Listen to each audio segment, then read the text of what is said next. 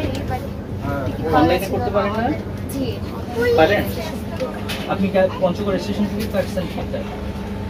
আপনার বাসা তালিকা থেকে বেশি ভাড়া নিচ্ছেন? নিচ্ছেন কিনা? হ্যাঁ বা না বলেন, ঘটনা বলার দরকার নেই।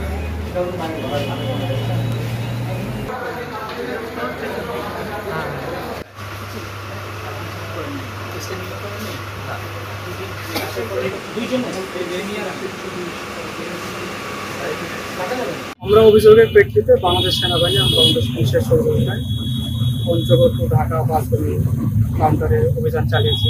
অভিযান চালিয়ে যেখানে অভিযোগ করা হয়েছিল যে নির্ধারিত ভাড়ার চেয়ে বেশি মূল্য রাখা হয়, আমরা তার সত্যতা পাই এবং সে অনুযায়ী আমরা 3টি কাউন্টারে সতর্কতামূলক হিসেবে জরিমানা করা হয়েছে এবং ভবিষ্যতে আমাদের অভিযান অব্যাহত থাকবে।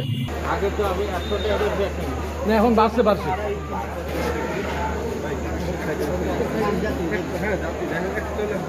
আমাদের নতুন আইনের অভিযানটি পরিচালিত হচ্ছে। এখানে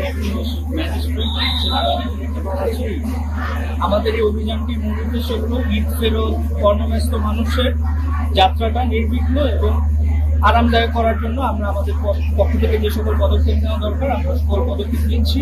তো যাত্রীদের সাথে কথা বলছি, কোথাও ভাড়া বেশি হয়েছে কিনা বা টিকিট কালোবাজারের মধ্যে কোনো ঘটনা ঘটেছে কিনা। এখন পর্যন্ত আমরা এখন কোনো সংবাদ পাই নাই। তো আমাদের অভিযানটা বেসিক্যালি এইটার উপরেই যাত্রীদের যেন ফিরতি যাত্রাটা আরামদায়ক হয় এবং নিরাপদ হয়, সেখানে আমাদের